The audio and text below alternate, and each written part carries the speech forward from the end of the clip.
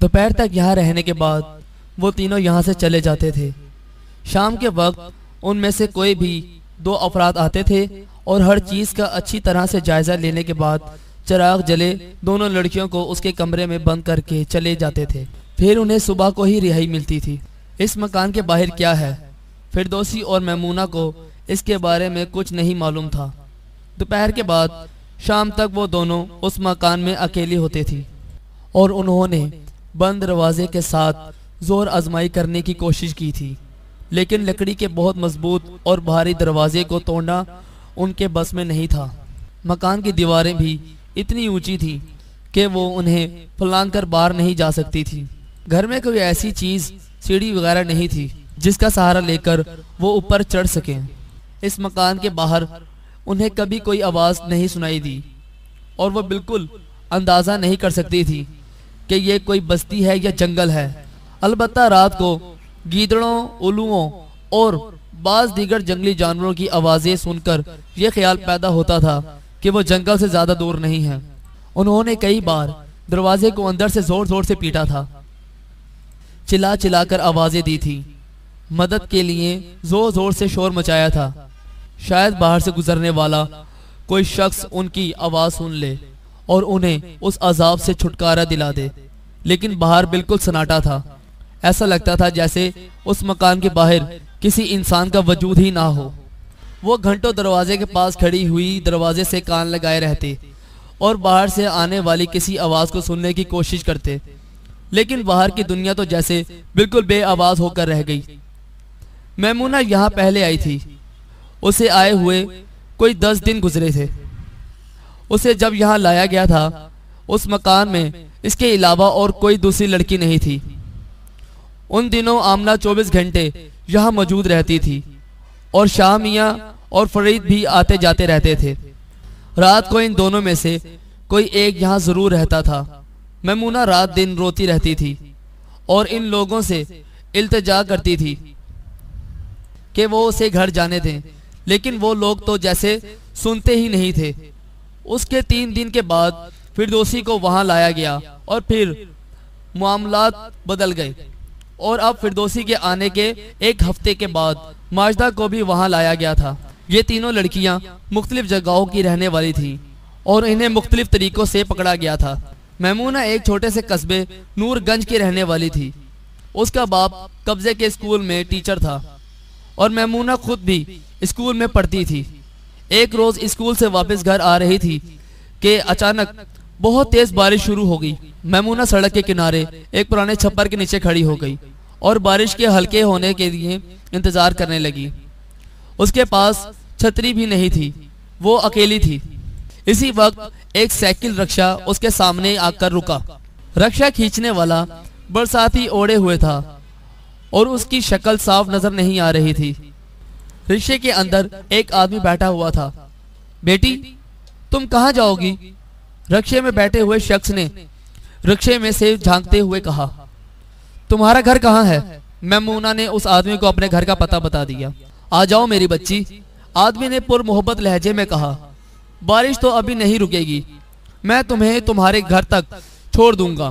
میمونہ کو اس نیک دل مہربان آدمی کی یہ پیشکش بہت اچھی لگی اور وہ جلدی سے سائبان کے نیچے سے نکل کر رکشے کی طرف آ گئی۔ اس ذرا سی دیر میں وہ تھوڑا سا بھیگ بھی گئی۔ آدمی نے جلدی سے ہاتھ بڑھا کر رکشے میں سوار ہونے میں مدد دی۔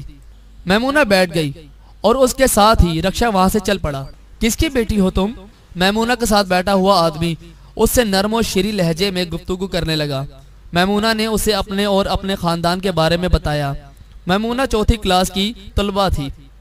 شاباش، آدمی نے مسکرا کر اس کی طرف دیکھتے ہوئے کہا، تم بہت اچھی بچی ہو، میں تمہیں ایک خوشبو کا تحفہ دوں گا، اپنے ماں باپ کو دکھانا، وہ بہت خوش ہوں گے، تم پہلے ذرا اس خوشبو کو سونگھ کر دیکھو۔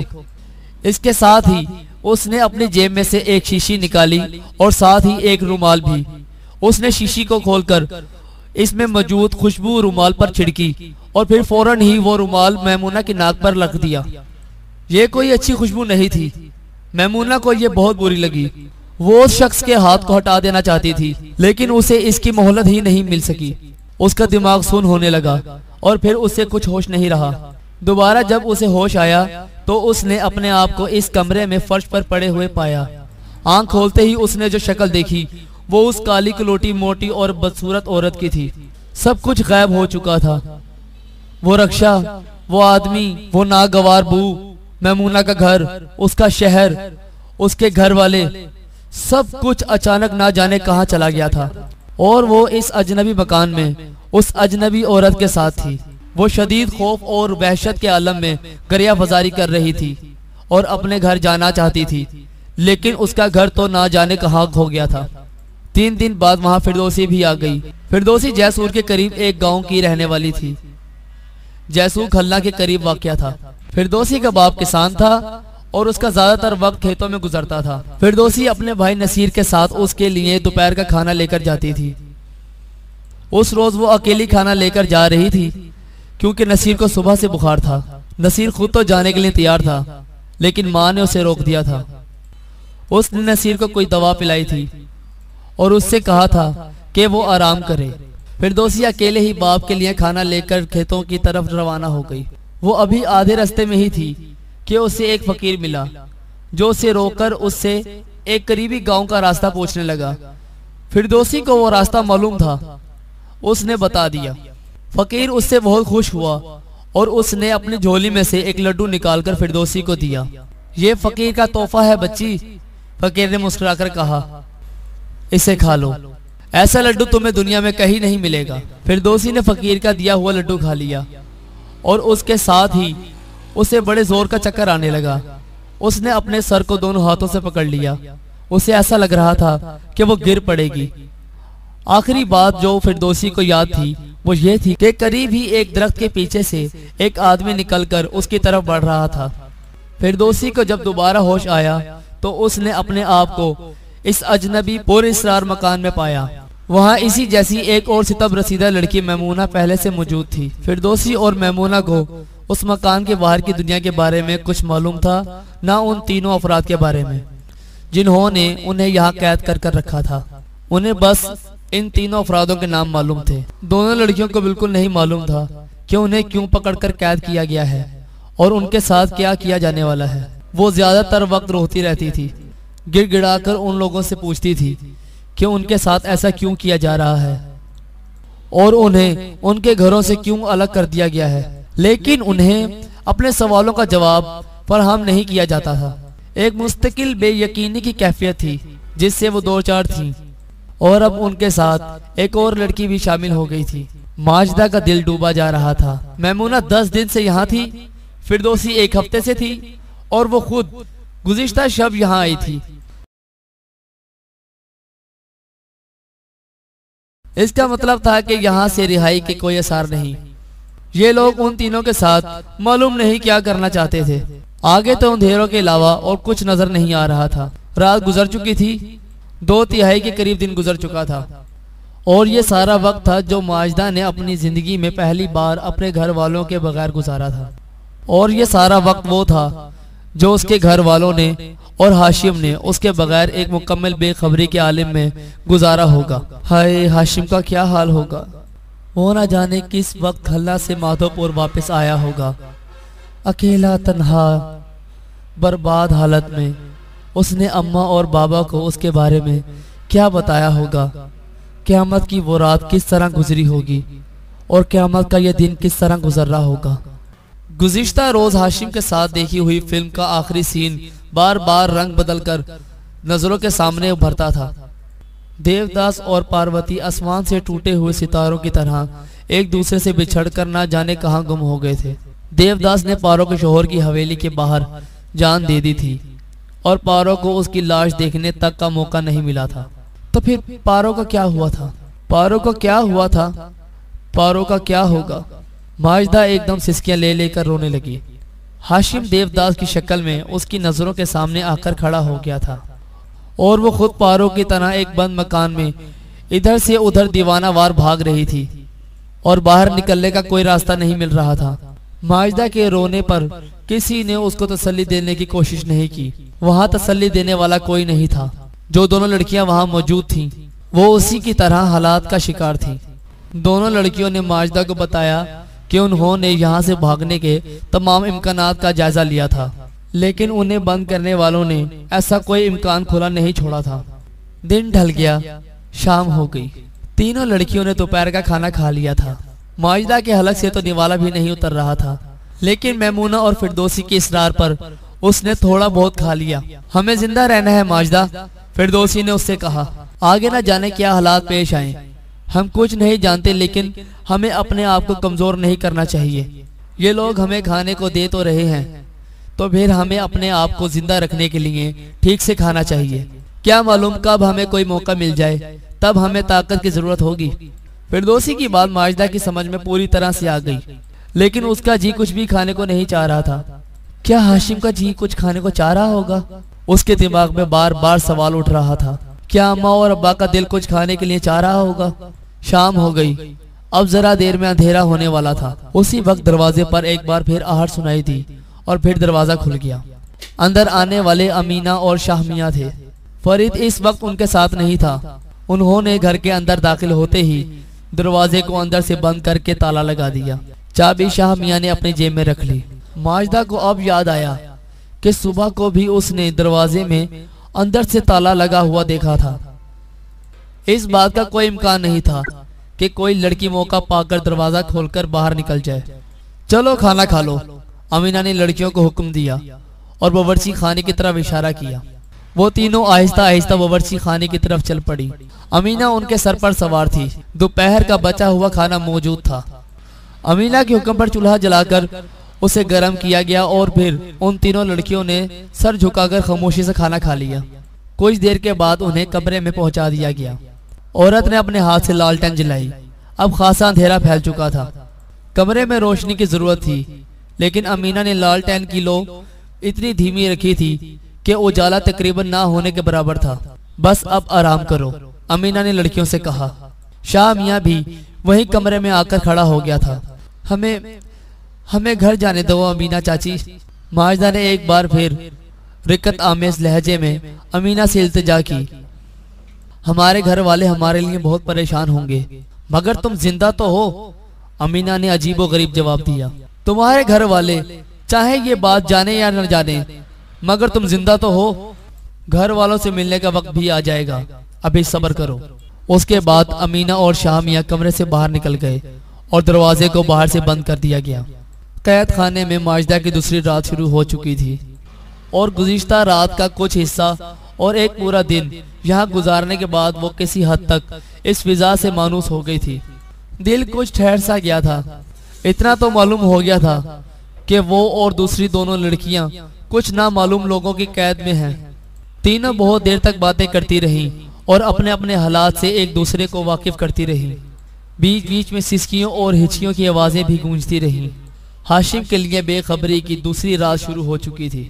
ماجدہ کے کلیجے میں ہونک اٹھی اور خدا جانے بے خبری کی ایسی اور کتنی راتیں اس کی اور میری قسمت میں اور ہمارے گھر والوں کی قسمت میں لکھی ہیں۔ وہ رات بھی کسی نہ کسی طرح گزر گئی۔ ماجدہ کو نیند بھی آ گئی تھی اور صبح کو جب وہ سو کر اٹھی تو اس کو اس بات پر قدر حیرت ہو رہی تھی کہ وقت بھی کتنی عجیب چیز ہے کہ بس گزرے چلا جاتا ہے۔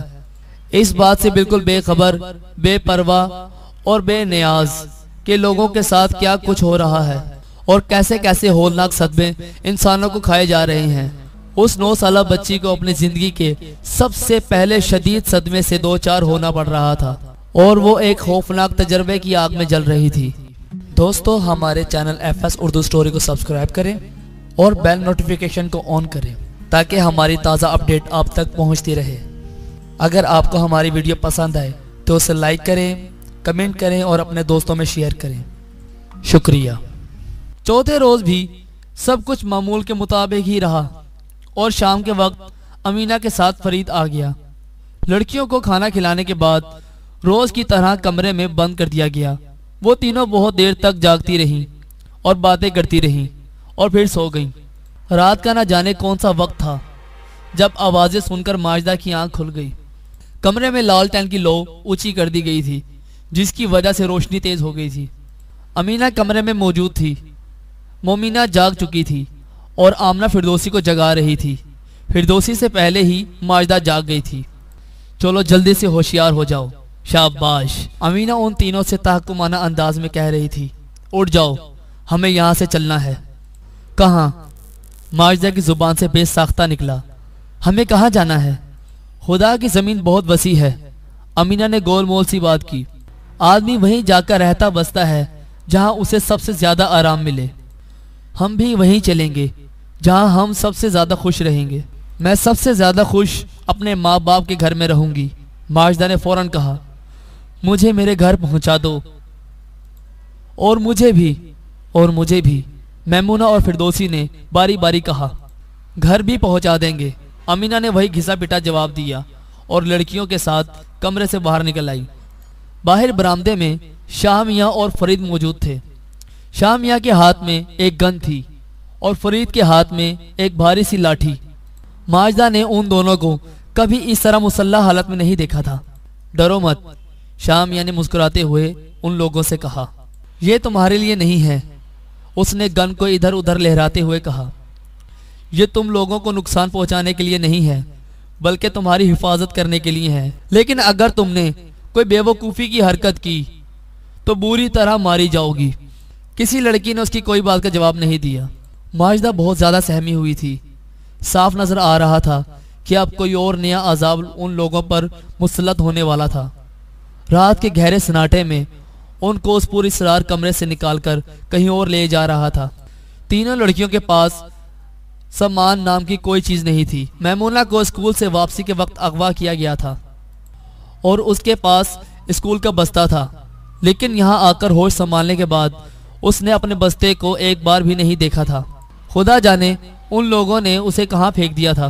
फिरदौसी और माजिदा के पास तो कोई सामान नहीं था। वो सब लोग मकान से बाहर आ गए। चांदनी रात थी।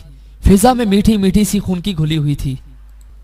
घर के दरवाजे के सामने एक बैलगाड़ी खड़ी हुई थी, जिसमें आगे की जानिब एक लालटेन लटक रही थी। गाड़ी बांध की शक्ल साफ नजर नहीं आ रही थी, क्योंकि वह मुंह पर ढाटा बांधकर हुए बैठा हुआ था।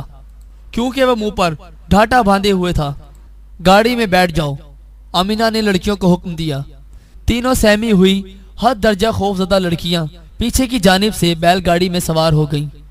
उनके बाद वो तीनों भी गाड़ी में सवार हो गए और इस तरह बैठे कि उन्होंने तीनों लड़कियों को अपने घेरे में ले रखा था। उन सब लोगों के बैठते ही बैलगाड़ी वहां से रवाना हो गई। माजिदा ने पहली बार उस घर को बाहर से देखा था। कम रोशनी के बायस वो उसको ज्यादा ठीक से नहीं देख सकती थी, लेकिन उसकी दीवारें काफी ऊंची थी। उसके आसपास दरख्त ही दरख्त थे। उस मकान को शायद बस्ती से दूर जंगल के करीब तामीर किया गया था, लेकिन शायद उसमें कोई रहता नहीं था, क्योंकि अब ये खाली था। अब क्या होगा? माजिदा के दिलो दिमाग पर हथौड़े बरस रहे थे। अब तक जो कुछ भी हो चुका था वो नामालूम था, और अब जो कुछ होने वाला था वो भी नामालूम था। सब कुछ बेखबरी की गिरफ्त में था। बैलगाड़ी वहां से रवाना हुई तो माजिदा ने उस मकान पर आखिरी नजर डाली, जो रात की तारीकी में खामोशी से सर उठाए हुए खड़ा था। उस अजनबी और नामेहरबान मकान से उसे कोई उनसियत नहीं थी, कोई लगाव नहीं था। ये उसके लिए कैद खाना था, जहां उसने हालत असीरी में चंद रोज गुजारे थे, और अब ये कैद खाना उससे छूट रहा था। अब शायद उसे किसी और कैद खाने में पहुंचा दिया जाएगा। वो कैद खाना कहाँ होगा और वहां उस पर क्या बीतेगी? माजिदा के जहन में बहुत से सवालात गुटमुट हो रहे थे। वो गहरी नींद से बेदार हुई थी और उसका दिमाग अभी तक पूरे तौर पर हाजिर नहीं था। इस अचानक तब्दीली को पूरी तरह समझने में उसे कुछ वक्त लग रहा था। गाड़ी में चूंकि उन तीनों लड़कियों के अलावा वो उनके अगवा कुंदगान भी मौजूद थे, इसलिए वो तीनों आपस में खुलकर बात भी नहीं कर सकती थी। रात की नीम तारीकी में वो एक दूसरे की सूरतें भी अच्छी तरह नहीं देख सकती थी। चांद की हल्की हल्की और ठंडी रोशनी में वो एक दूसरे के धुंधले धुंधले खदो खाल ही देख सकती थी। बैलगाड़ी में बंधी हुई लालटेन से निकलने वाली मरियल सी रोशनी ही वाहिद रोशनी थी जो उस सारे फिजा में मौजूद थी। माजिदा को इस जगह के बारे में कुछ नहीं मालूम था जहां वो अब तक थी, और ना वो उस जगह के बारे में कुछ जानती थी जहां अब उसे और मैमूना और फिरदौसी को ले जाया जा रहा था।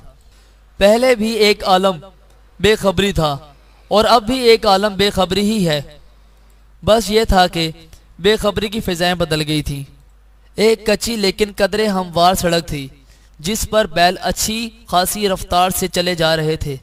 دور دور تک کسی اور وجود کا احساس نہیں ہوتا تھا۔ چاروں طرف گہرا اور گاڑھا سناٹا پھیلا ہوا تھا۔ کچی سڑک کے دونوں جانب گھنے درختوں کے قطاریں جو رات کی نیم تاریکی میں کسی پر اسرار زندہ مخلوق کی طرح معلوم ہو رہے تھے، کیونکہ وہ زندہ تھے، متحرک تھے۔ ہوا ان شاخوں سے سرگوشیاں کر رہی تھی اور یہ شاخیں ہل ہل کر اپنے زندہ وجود کا احساس دلا رہی تھی۔ اگرچہ اغوا کن گان سے کچھ پوچھنا بیکار تھا کیونکہ معلوم تھا کہ وہ کچھ نہیں بتائیں گے، پھر بھی ماجدہ نے بڑی ہمت کر کے امینہ سے پوچھا، چاچی اب آپ ہمیں کہاں لے جا رہی ہیں اور کیوں لے جا رہی ہیں؟ ماجدہ کی پیش قدمی سے حوصلہ پا کر میمونہ نے جلدی سے اس کے سوال میں ایک اور حصے کا اضافہ کر دیا۔ اس نے امینہ کے جواب کا انتظار بھی نہیں کیا تھا۔ کیوں پریشان ہوتی ہو؟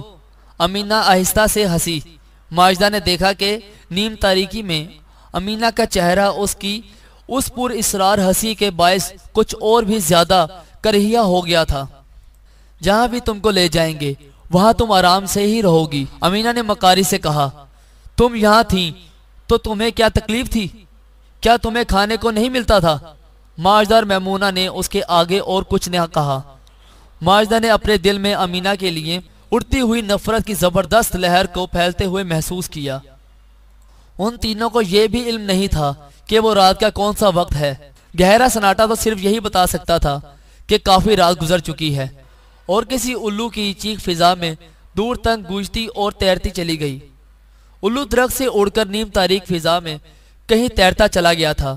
ماجدہ ایک دم سنبھل کر بیٹھ گئی۔ فضا میں ایک بار پھر خاموشی چھا گئی تھی۔ اسی وقت گاڑی نے سیدھی سڑک چھوڑ کر دائیں جانب موڑتے ہوئے ایک دوسرا کچا راستہ اختیار کر لیا جو پہلے راستے کے مقابلے میں زیادہ پتلا تھا۔ اس موڑ کو کاٹنے کے ذرا سی دیر بعد ماجدہ کو اپنے سامنے فاصلے پر کوئی چیز چمکتی ہوئی نظر آئی۔ ایسا معلوم ہوتا تھا جیسے کوئی بڑی سی چمکیلی چادر نیم تاریکی میں ہچکولے لے رہی ہو۔ ماجدہ کو یہ سمجھنے میں دیر نہ لگی کہ وہ لوگ کسی ندی کے طرف بڑھ رہے ہیں۔ الو کی چیخ نے میمونہ اور فردوسی کو بھی ہوشیار کر دیا تھا اور وہ دونوں بھی سنبھل کر بیٹھ گئیں۔ گاڑی ابھی ندی سے کافی فاصلے پر تھی کہ آسمان کا رنگ بدلنا شروع ہو گیا۔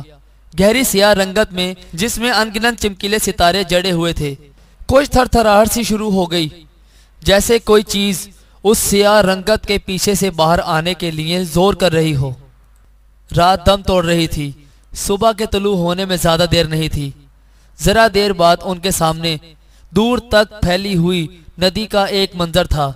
ندی کے کنارے بے شمار درخت تھے جنہوں نے جگہ جگہ سے ندی کو نظروں سے چھپا رکھا تھا اور سیاہ دھبے سے بکھرے ہوئے لگ رہے تھے۔ ہزار ہا چڑیوں کی چہکار سے فضا گونجنے لگتی تھی اور رفتہ رفتہ شور اتنا بڑھ گیا کہ لگتا تھا زمین سے آسمان تک چڑیوں کی اس شور کے علاوہ اور کچھ باقی نہیں بچایا۔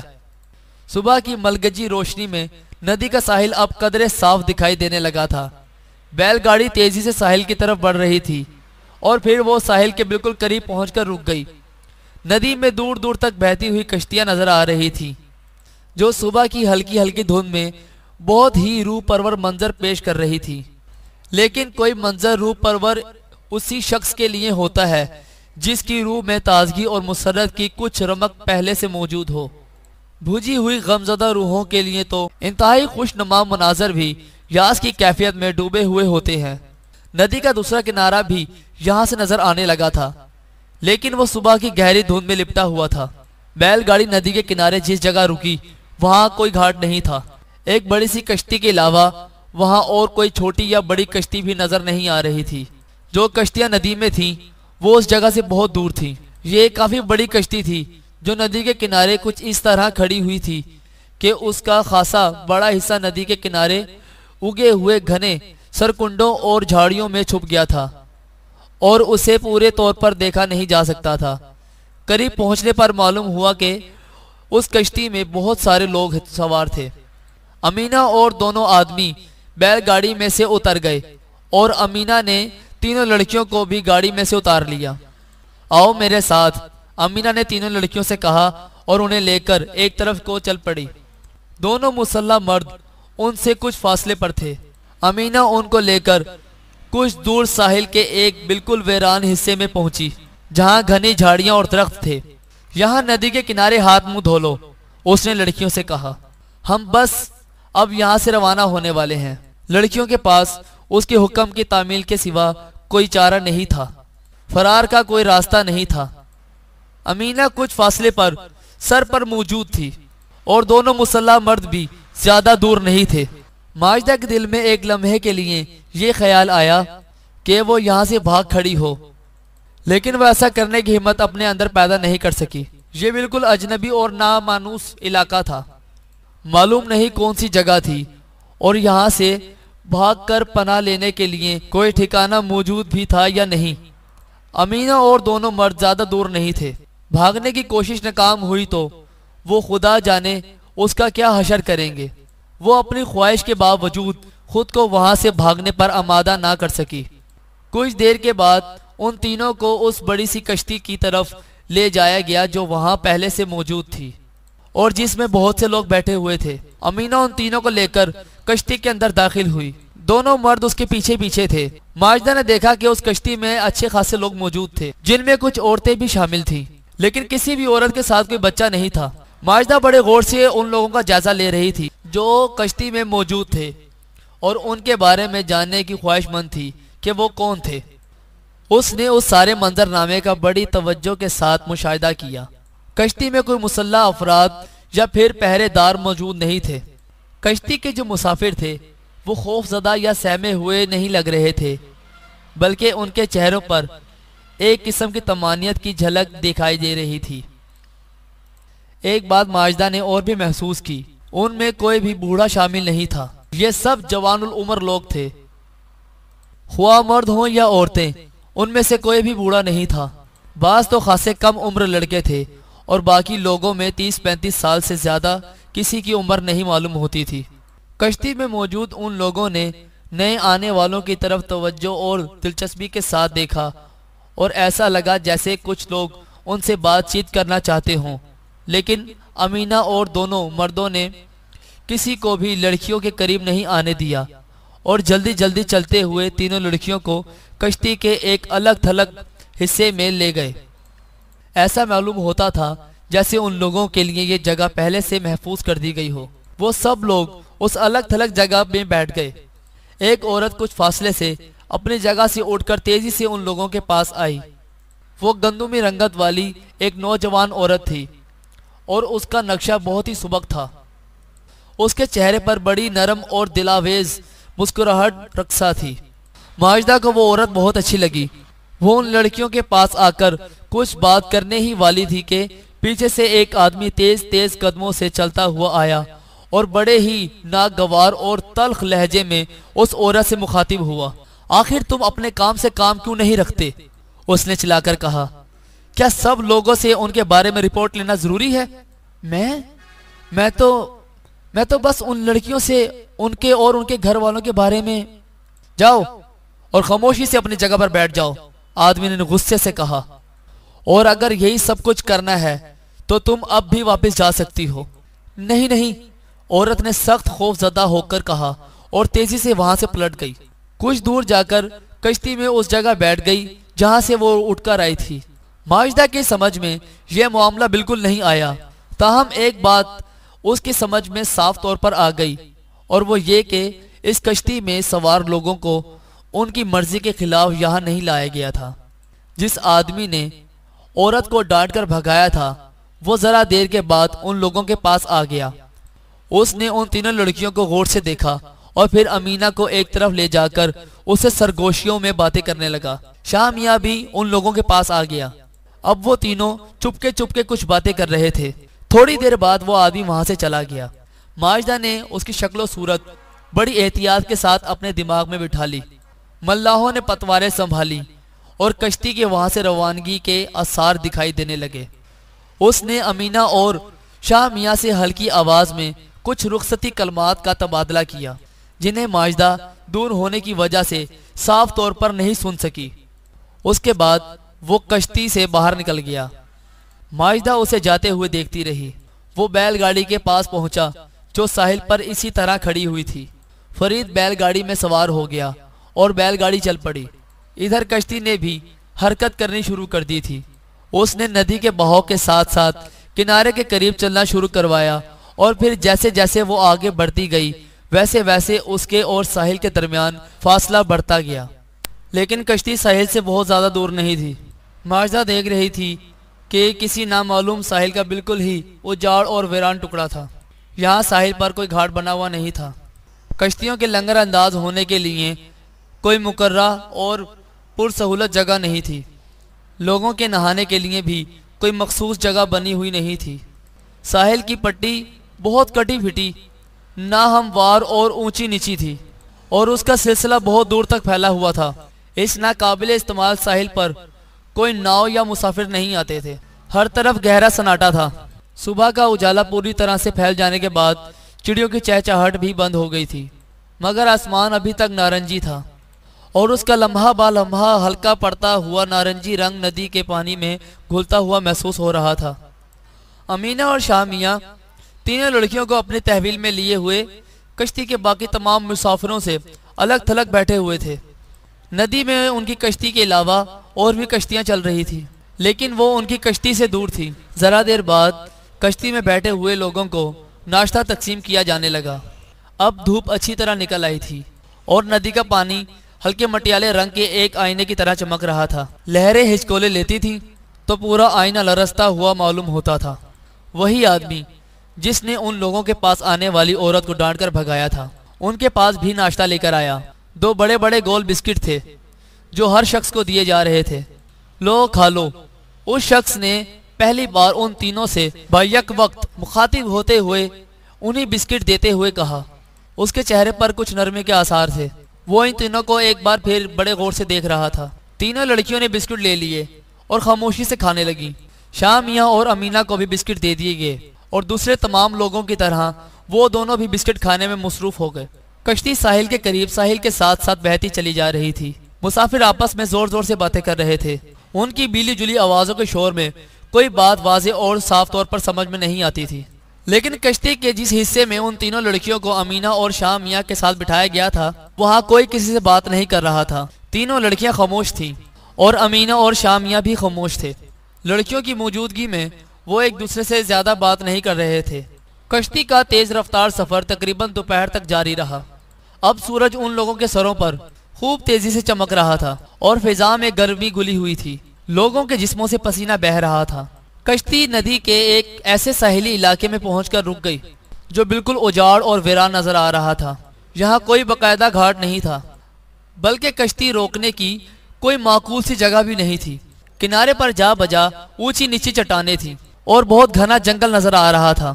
کوئی دوسری کشتی ان کی کشتی کے ساتھ ادھر نہیں آئی تھی۔ ندی میں جو بھی کشتیاں تھیں وہ ان کی کشتی سے بہت دور مختلف سمتوں میں رواں دواں تھیں۔ کشتی ایک ایسی جگہ رک گئی جہاں پانی کے اندر دور تک گھنی جھاڑیاں اور سرکنڈوں کے جھنڈ اگے ہوئے تھے۔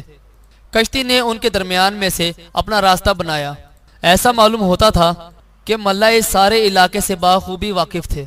انہوں نے مسافروں سے بھری ہوئی بھاری بھرکم کشتی کو سرکنڈوں اور جھاڑیوں میں پھنسنے نہیں دیا، اور اسے آہستہ آہستہ دھکیلتے ہوئے اندر تک لے آئے۔ اب ندی کی طرف سے کشتی کو نہیں دیکھا جا سکتا تھا۔ کشتی کے رکتے ہی تمام مسافروں میں ایک ہلچل سی مچ گئی تھی۔ لوگ اپنی اپنی جگہ سے اٹھ کر کھڑے ہو رہے تھے اور اترنے کی تیاریاں کر رہے تھے۔ شاید انہیں پہلے سے ہی بتا دیا گیا تھا کہ ان کی منزل آ گئی ہے۔ ماجدہ نے ادھر ادھر دیکھا۔ کشتی اور ساحل کے درمیان اچھا خاصا فاصلہ تھا۔ پانی میں سے گزرے بغیر خشکی پر نہیں پہنچا جا سکتا تھا۔ لوگوں نے کشتی میں سے اترنا شروع کر دیا۔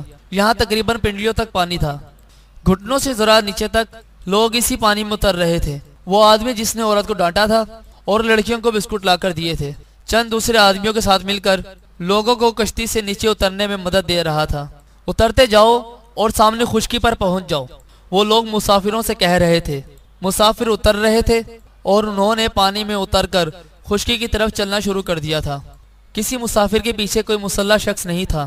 سب مسافر آزاد تھے اور کسی جبر اور زبردستی کے بغیر کشتی میں سے اتر کر خشکی کی طرف بڑھ رہے تھے۔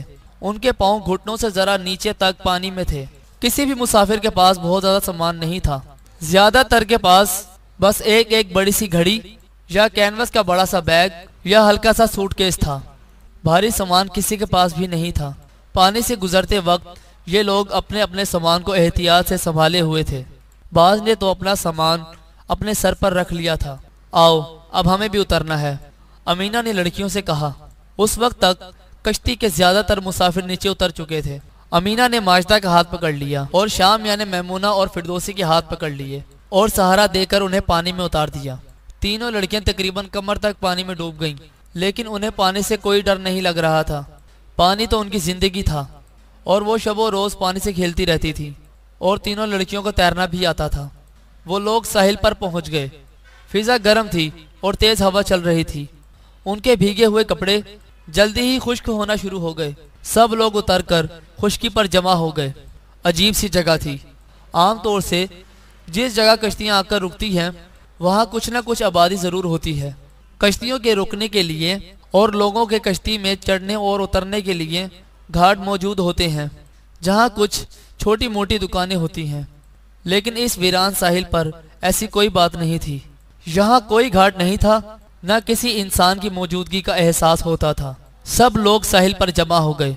امینہ ابھی تک ماجدہ کا اور شام یا میمونہ اور فردوسی کا ہاتھ پکڑے ہوئے تھا۔ اسی وقت وہ آدمی ان لوگوں کے پاس آ گیا جس نے عورت کو ڈانٹا تھا۔ تم لوگوں کو ڈرنے اور گھبرانے کی ضرورت نہیں ہے، اس نے ایک نرم مسکراہٹ کے ساتھ لڑکیوں سے مخاطب ہو کر کہا۔ ہم تمہیں کوئی تکلیف نہیں دیں گے۔ لیکن چاچا، ماجدہ نے جلدی سے کہا، ہم لوگ اپنے گھر جانا چاہتے ہیں۔ اس کی آواز بھررانے لگی۔ ہمیں ہمارے گھر جانے دیجئے چاچا، ہمیں تو کچھ بھی نہیں معلوم کہ آپ لوگ ہمارے ساتھ کیا کرنے والے ہو۔ میرا نام محمود ہے، اس شخص نے کہا۔ لوگ مجھے ممدو کہتے ہیں۔ تم لوگ مجھے ممدو چاچا کہہ سکتی ہو۔ یقین رکھو ہم تمہیں کوئی تکلیف نہیں دیں گے۔ جو کچھ کریں گے اس سے تم کو فائدہ ہی پہنچے گا، مگر ہمیں کچھ بتائیں تو صحیح ممدو چاچا، فردوسی نے گڑ گڑاتے ہوئے کہا۔ آخر کچھ تو معلوم ہو کہ آپ لوگ ہمارے ساتھ کیا کرنا چاہتے ہیں۔ ہم لوگ تو اپنے اپنے گھر جانا چاہتے ہیں، ہمیں جانے دیجئے۔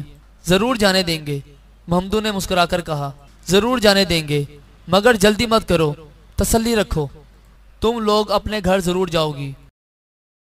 دوستو، ہمارے channel F S Urdu story کو سبسکرائب کریں اور بیل نوٹیفیکیشن کو آن کریں تاکہ ہماری تازہ اپڈیٹ آپ تک پہنچتی رہے۔ اگر آپ کو ہماری ویڈیو پسند آئے تو اسے لائک کریں، کمنٹ کریں اور اپنے دوستوں میں شیئر کریں۔ شکریہ۔ عجیب سا رویہ تھا ان لوگوں کا، ناقابل فہم۔ اغوا کر کے اسیر کر لیا تھا، آزاد بھی نہیں کرتے تھے اور بتاتے بھی نہیں تھے کہ کیا کرنا چاہتے ہیں، لیکن کوئی ظلم و تشدد بھی نہیں کرتے تھے۔ شاید اس کی وجہ یہ ہو کہ ابھی اس کا کوئی موقع بھی نہیں آیا تھا۔ سب لوگ اپنے ساز و سامان کے ساتھ کشتی سے اتر چکے تھے اور انہیں ایک طرف اکٹھا کر دیا گیا۔ ماجدہ نے ان لوگوں کی گنتی کرنے کی کوشش شروع کر دی۔ ان کی تعداد 45 تھی۔ تینوں لڑکیوں اور امینہ اور شاہ میاں کو ملا کر یہ کل تعداد 50 ہو جاتی تھی۔ چلو اب آگے چلو، ایک آدمی نے سب لوگوں سے کہا، اور لوگ اپنا اپنا سامان سنبھالے ہوئے اس کی رہنمائی میں آگے روانہ ہو گئے۔ دو آدمی تھے جو سارے مسافروں کی رہنمائی کر رہے تھے۔ ممدو اب لڑکیوں کے پاس آ گیا تھا۔ لڑکیوں کو اس قافلے سے پیچھے رکھا گیا تھا، اور امینہ اور شامیہ کے علاوہ وہ اب ممدو بھی ان کی نگرانی کرنے والوں میں شامل ہو گیا تھا۔ ان تینوں نے ان لڑکیوں کو اپنے حلقے میں لے لیا تھا۔ قافلہ اپنے رہنما کی قیادت میں آگے بڑھتا جا رہا تھا۔ یہ کوئی باقاعدہ راستہ نہیں تھا، کوئی پگڈنڈی بھی نہیں تھی۔ چاروں طرف گھنا جنگل تھا اور اس میں سے راستہ بنا بنا کر یہ لوگ آگے بڑھ رہے تھے۔ اگر آس پاس کوئی بستی ہوتی تو کوئی پگڈنڈی بھی ضرور ہوتی، لیکن کوئی پگڈنڈی نہیں تھی۔ تھوڑی دیر چلنے کے بعد یہ لوگ چھپر کے پاس پہنچ گئے۔ ماجدہ کو غیر آباد جنگل میں یہ چھپر دیکھ کر بڑا تعجب ہوا۔ خدا جانے یہاں چھپر کا کیا کام تھا۔ چھپر کافی بڑا تھا اور اس کے نیچے گنجائش تھی۔ سب لوگوں کو چھپر میں پہنچا دیا گیا، جہاں فرش پر کچھ ٹاٹ بچھے ہوئے تھے۔ کچھ لوگ تو آرام کی غرض سے فوراً ہی ٹاٹ پر لیٹ بھی گئے تھے۔ یہاں رک کر تھوڑی دیر آرام کر لو، قافلے کے رہنما نے لوگوں سے کہا۔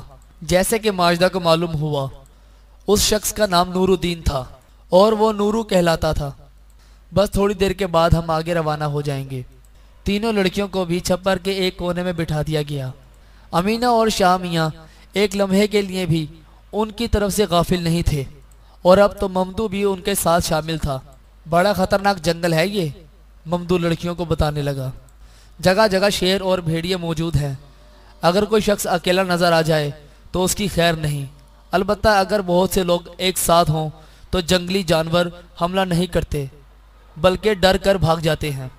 उसने मानी खेज नज़रों से लड़कियों की तरफ देखते हुए कहा, जो उसकी बात सुनकर लरस गई थी। उन लोगों ने यहाँ कुछ देर क़याम किया।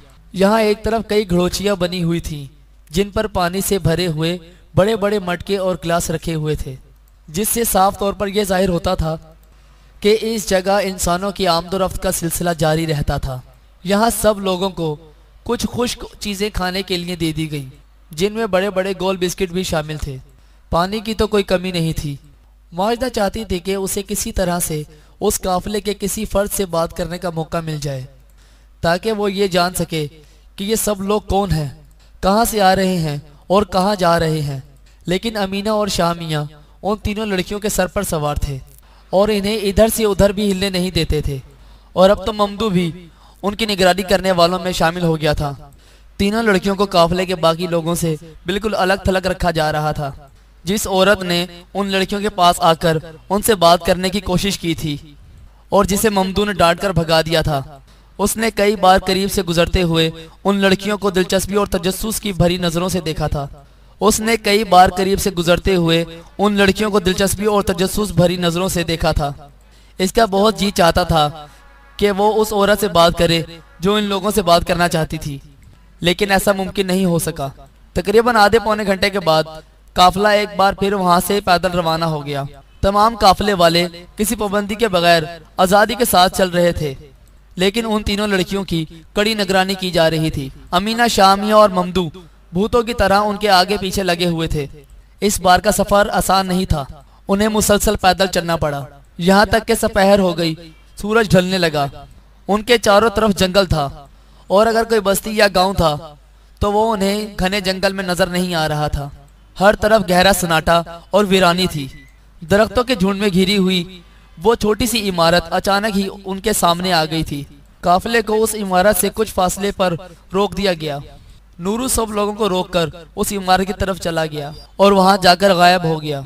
कुछ देर के बाद जब वो दोबारा वापस आया तो अकेला नहीं था, उसके साथ एक और आदमी भी था, लेकिन वो आम लिबास में नहीं था, वो वर्दी में था। नूरू और वो बावर्दी शख्स आपस में आहिस्ता आहिस्ता बातें कर रहे थे, जिन्हें काफिले वाले सुन नहीं सकते थे। तब नूरू ने काफिले वालों को हुक्म दिया कि वो कतारों में खड़े हो जाएं, और खुद उनके करीब आकर उनकी कतारें बनवाने लगा। उसने सब लोगों की 3 कतारें बनाई। लड़कियों को आखिरी कतार में खड़ा किया गया। बावर्दी शख्स ने नूरू और ममदू के साथ मिलकर सारे लोगों की गिनती की और फिर सर हिलाता हुआ वापस इमारत की तरफ चला गया। एक आदमी भी ज्यादा हो तो ये लोग फौरन ही ज्यादा रकम का मुतालबा कर देते हैं। माजिदा ने नूरू को बुड़बुड़ाते हुए सुना। वो शाह मियाँ से मुखातिब था। इसके बाद वो खुद भी इमारत की तरफ चला गया। चलो सब लोग यहाँ आराम से बैठ जाओ। जरा देर के बाद इमारत से वापस आते हुए नूरों ने सब लोगों से मुखातिब होकर कहा, हमें कुछ इंतजार करना होगा। सब लोग वहां घने दरख्तों के नीचे इत्मीनान से बैठ गए। उनमें से कोई भी खौफजदा नजर नहीं आ रहा था। माजिदा ये सारा माजरा देख रही थी। उसने नूरू के अल्फाज भी सुने थे, लेकिन वो उनका हकीकी मतलब नहीं समझ सकी थी। दिन ढल रहा था। शाम का झटपटा फैलने लगा था कि इमारत की तरफ से वही बावर्दी शख्स दोबारा आता हुआ नजर आया जो नूरू के साथ आया था। नूरू इस वक्त अपने काफिले वालों के साथ ही बैठा हुआ था। बावर्दी शख्स को आता देखकर वो जल्दी से उठकर खड़ा हो गया और तेजी से उसकी तरफ बढ़ने लगा। दोनों एक दूसरे के करीब आ गए और उनमें कुछ गुफ्तगू होने लगी। माजिदा उनसे दूर होने के बायस उनकी गुफ्तगू नहीं सुन सकती थी, लेकिन वो काफिले में हरकत की ताज़ा लहर उठते हुए जरूर देख सकती थी। चलो, नूरू ने बाआवाज बुलंद काफिले वालों से मुखातिब होकर कहा, चलो रवानगी के लिए तैयार हो जाओ। सब लोग रवानगी के लिए फौरन ही तैयार हो गए। सब ने अपना अपना सामान संभाल लिया और नूरू की एक क़यादत में एक और सफर पर रवाना हो गए। सब ने अपना अपना सामान संभाल लिया और नूरू की क़यादत में एक और सफर पर रवाना हो गए। اب نہ جانے کیا ہوگا، اب کہاں جانا ہوگا ممدو چاچا؟ اچانک اس نے ہمت کر کے ممدو سے پوچھ لیا۔ بہت اچھی جگہ چلیں گے، ممدو نے مختصر سے جواب دیا۔ ماجدہ کے دل میں اٹھنے والی غم کی لہریں اور بھی زیادہ شدت کے ساتھ اس کے سارے وجود میں پھیلنے لگی۔ نہ جانے کیا ہو رہا تھا اور آگے نہ جانے کیا ہونے والا تھا۔ اس کی نظروں کے سامنے ہاشم کا غم زدہ چہرہ گھوم رہا تھا۔ جب سے وہ ہاشم سے جدا ہوئی تھی تب سے اب تک وہ اس چہرے پر کتنے مختلف رنگ دیکھ چکی تھی۔ وہ ہاشم کی بھوجی بھوجی آنکھوں کو دیکھ رہی تھی جن میں زمین و آسمان کی ساری ویرانیاں سمیٹ آئی تھی۔ ہاشم کی آنکھیں اب تک کتنا خون رو چکی ہوں گی اور ابھی کتنا خون روئیں گی۔ اماں اور ابا پر کیا بیت چکی ہوگی اور کیا بیت رہی ہوگی۔ ان چند دنوں کے اندر اندر ان سب لوگوں کی زندگی میں کتنا کچھ بدل چکا ہوگا۔ وہ کیا سوچتے ہوں گے، ان کے دن رات کس طرح گزرتے ہوں گے۔ دن تو ایک ایک کر کے گزرتے ہی جا رہے تھے، لیکن اب آگے کیا ہوگا؟ وہ لوگ کیا کریں گے، وہ خود کیا کرے گی؟ کیا وہ کبھی اپنے عزیزوں اور پیاروں سے مل سکے گی؟ سوچتے سوچتے اس کا دماغ پھٹنے لگتا اور ناقابل برداشت درد کی تیز و تند لہریں لپکتی ہوئی بجلیوں کی طرح اس کو جلانے لگتی۔ وہ نڈھال ہو جاتی، اس کی روح، اس کا دل، اس کا جسم سب کچھ نڈال ہونے لگتا۔ اپنے گاؤں میں گزارا ہوا وہ آخری دن اس کی نگاہوں کے سامنے کسی گمشدہ جنت کی طرح ابھرنے لگتا۔ کیسے جھوم کے بارش ہوئی تھی اس دن۔ وہ اور ہاشم کتنی دیر تک باغ کی اس کٹیا میں بیٹھے رہے تھے، کتنی بہت سی باتیں کی تھی، کتنا اچھا لگا تھا، سب کچھ کتنا اچھا تھا۔ اور اسی دن تو ان دونوں نے اگلے دن کھلنا جا کر فلم دیکھنے کا فیصلہ کیا تھا۔ کاش اس دن انہوں نے یہ فیصلہ نہ کیا ہوتا، کاش اس دن وہ لوگ کھلنا نہ گئے ہوتے۔ کاش کتنے بہت سے کاش تھے جو ایک جگہ جمع ہو گئے تھے۔ اگر ان میں سے کوئی ایک کاش بھی عملی صورت اختیار کر لیتا تو زندگی آج کتنی مختلف ہوتی۔ پیدل قافلہ آگے روانہ ہو گیا۔ تینوں لڑکیاں سب سے پیچھے تھیں اور امینہ، شامیہ اور ممدو ان کے ساتھ تھے۔ نورو قافلے کے آگے آگے چل رہا تھا اور باقی سارے لوگ اپنا سامان اٹھائے ہوئے اس کے پیچھے پیچھے آ رہے تھے۔ وہ لوگ اس جگہ سے گزرے جہاں وہ چھوٹی سی عمارت واقع تھی، جہاں سے وہ وردی والا آدمی نکل کر آیا تھا۔ وہی وردی والا مسلح آدمی ایک اور مسلح آدمی کے ساتھ چھوٹی سی عمارت کے سامنے کھڑا ہوا تھا۔ نورو نے ان دونوں کو دیکھ کر ہاتھ ہلایا اور جواباً انہوں نے بھی ہاتھ ہلائے۔ قافلہ اس جگہ سے آگے بڑھتا گیا۔ تقریباً بالکل اندھیرا پھیل گیا تھا جب وہ ایک اور جگہ رکے۔ یہاں بھی ایک چھوٹی سی عمارت نظر آ رہی تھی جس میں روشنی ہو رہی تھی۔ نورو اس چھوٹی سی عمارت کے دروازے میں داخل ہو کر اندر کہیں غائب ہو گیا۔ قافلہ عمارت سے کچھ فاصلے پر ٹھہرا رہا۔ ذرا دیر کے بعد نورو عمارت کے دروازے میں دوبارہ نظر آیا۔ وہ روشنی میں تھا اور اس کے ساتھ دو مسلح باوردی افراد تھے، لیکن ان کی وردی اس مسلح شخص کی وردی سے مختلف تھی جو اس سے پہلے والی عمارت میں ملا تھا۔ دونوں مسلح افراد نورو کے ساتھ عمارت کے دروازے سے صرف ذرا سا آگے آئے اور انہوں نے وہیں سے نیم تاریکی میں کھڑے ہوئے قافلے پر نظریں دوڑائیں۔ پھر وہ نورو سے کچھ باتیں کرنے لگے۔ ذرا دیر بعد نورو وہاں سے تیزی سے چلتا ہوا قافلے کے پاس آیا اور اس نے سب لوگوں کو آگے چلنے کا اشارہ کیا۔